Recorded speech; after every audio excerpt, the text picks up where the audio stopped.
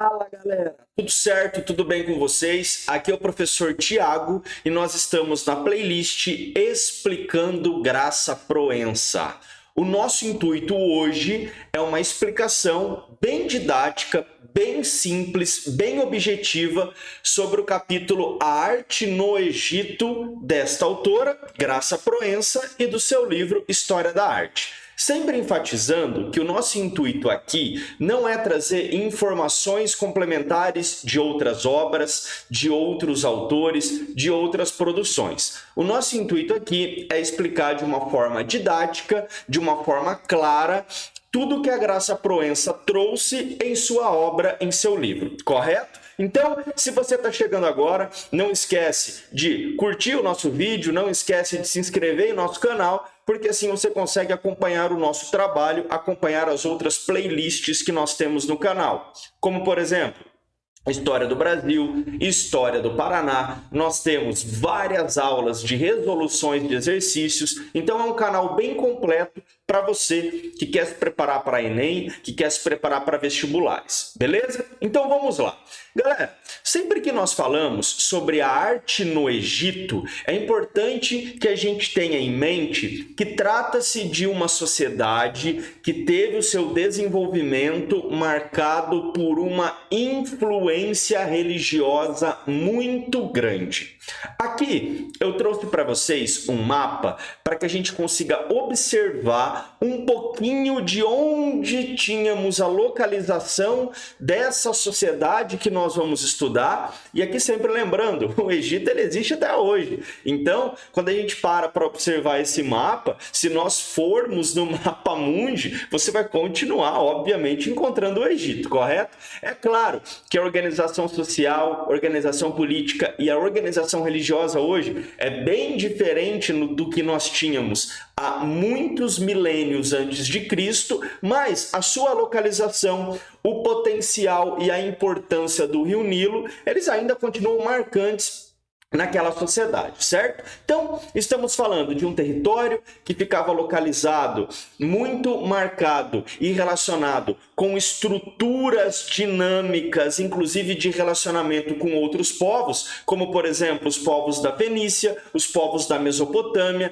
Então, essa sociedade que está incrustada, que está embutida no nordeste da África, é o nosso foco hoje de nossa aula, correto? Bom, todas as expressões artísticas desse povo, todas as expressões artísticas do Egito Antigo, claramente que elas vão se refletir no que diz respeito ao processo histórico e também serão reflexos desse mesmo processo, correto? Então, quando nós analisamos o Médio Império, o Antigo Império, o Novo Império, cada momento da sua organização política, da sua organização cultural, da sua organização social, vai ter um reflexo na arte e vice-versa. Então, quando nós falamos sobre isso, a gente não pode esquecer, como eu havia falado no começo da aula, sobre a importância da religião em toda essa organização. O aspecto religioso era crucial para essa sociedade,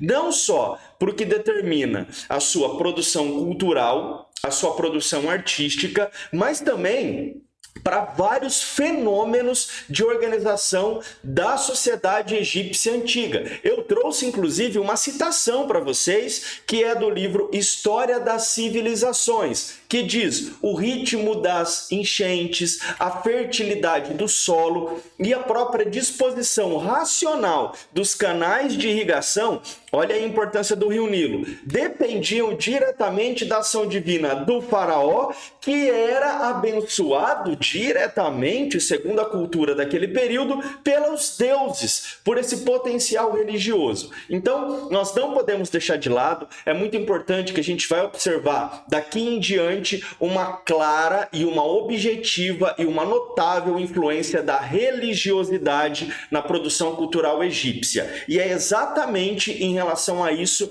que nós começamos a nossa aula, sempre voltado à questão religiosa influenciando a produção artística e cultural, correto? Bom, Quando a gente fala de arte no Egito Antigo, e aqui vocês estão observando um pouquinho do que nós vamos estudar ao longo das próximas aulas e ao longo dos próximos minutos, é que a gente precisa entender que tudo que diz respeito à produção cultural egípcia está muito relacionado à sua religião, com esse aspecto da importância dessa existência após a morte. A existência após a morte era considerada mais importante do que, inclusive, a existência terrena. Não por acaso nós tivemos uma arquitetura mortuária egípcia muito rica, e é exatamente sobre essa morada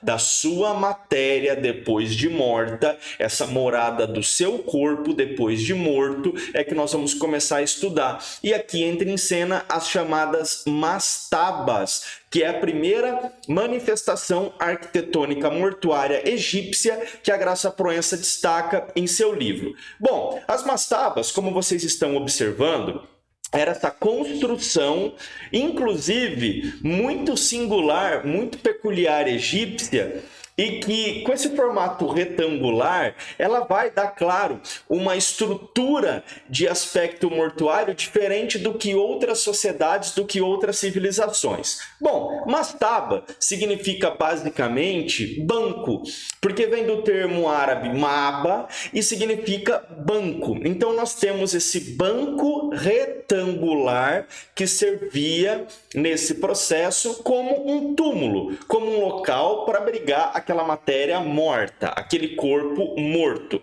Normalmente, essa construção que vocês estão vendo era realizada com pedra calcária ou com o tal do adobe, que era o tijolo de barro. Mas agora vem um aspecto bem interessante. Vocês estão vendo aqui a porção externa, ou seja, aquilo que nós conseguimos observar das construções mortuárias das mastabas. Só que é importante que nós nos atentamos a este local, que seria o local subterrâneo, certo? Essa câmara subterrânea, essa câmara mortuária, que era onde ficava realmente aquele corpo morto, aquela matéria morta. Então vocês observam que nós temos uma estrutura na superfície e abaixo da superfície nós temos a sua capela mortuária, certo? É que a gente pode chamar de capela mortuária, né? Porque era aqui que se localizava o corpo. Sempre lembrando, pessoal, que aqui nós temos uma imagem simplificada, porque poderia existir nesse período mastabas que existiam mais de uma câmara mortuária, mais de um local onde eram ali enterrados os mortos. Com o tempo, esse tipo de construção que vocês estão vendo ficou muito restrito às pessoas de classes sociais mais populares. Mas a gente sempre precisa analisar que, além das mastabas, nós tínhamos também os hipogeus. Isso pode ser, inclusive, tema de uma outra aula, pode ser tema de um outro vídeo. Sempre lembrando que aqui o nosso foco é Graça Proença. Aqui o nosso foco é este livro História da Arte e não outras produções. Bom, mas não era só de mastaba que nós tínhamos as suas construções mortuárias. A gente precisa sempre analisar também, na arquitetura egípcia, o poder das pirâmides. E é aqui que a gente começa a analisar a pirâmide de Djoser, que é a próxima construção mortuária focada pela Graça Proença. Pessoal, Djoser, que era um faraó extremamente autoritário, que era um faraó que queria realmente demonstrar o seu poder, que queria demonstrar todo o seu controle político e cultural do Egito Antigo. É ele que começa, inclusive, o tal do Antigo Império, que eu citei para vocês no começo da aula, e é Djoser que vai ser o grande responsável pela contratação do arquiteto Imhotep e do pedido de que o Imhotep construísse até então um local mortuário que ninguém nunca tinha visto antes no Egito, buscando como influência as próprias mastabas. E aqui, até na prática, você pode analisar pelo desenho que é como se você tivesse uma mastaba em cima da outra, é como se você tivesse um banco de pedra em cima do outro, não é verdade? Aqui nós temos a pirâmide de Djoser, essa pirâmide de degraus que está lá em Saqqara e foi construída há muito tempo. Século XVIII a.C. Foi a primeira construção egípcia mortuária de grandes proporções. Claro que nós não tivemos só ela, nós tivemos outras. E talvez as mais famosas que nós temos são as pirâmides que nós chamamos pirâmides perfeitas, porque você nota que ela é lisinha em relação à sua configuração. Ela não tem os degraus, como vocês estão vendo na pirâmide de Djoser, que foi projetada pelo arquiteto Imhotep, que foi um dos grandes arquitetos da história do Egito Antigo. Essas pirâmides que eu estou mostrando para vocês aqui são as pirâmides do deserto que ficam ali no complexo de Gizé, correto?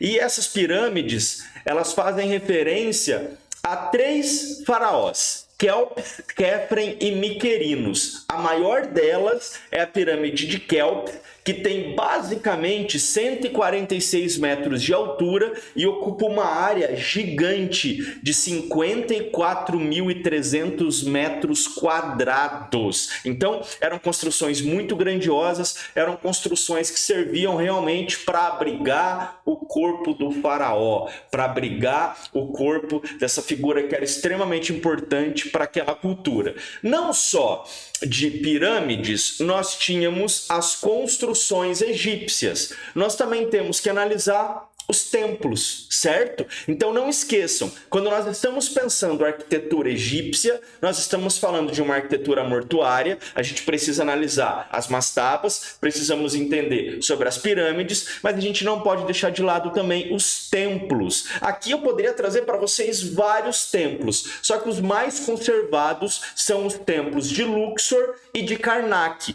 que ambos estão dedicados ao deus Amon, certo? Então, com essa aula, a gente buscou de uma forma didática, de uma forma objetiva, focar a respeito da produção arquitetônica egípcia antiga, certo? Na nossa próxima aula, que é a aula número 2 sobre Egito Antigo, eu vou discutir com vocês sobre a pintura e sobre a escultura, beleza? Espero que vocês tenham gostado, espero que vocês tenham entendido. Não esqueça de curtir o nosso vídeo, não esqueça de se inscrever em nosso canal e um presente para você.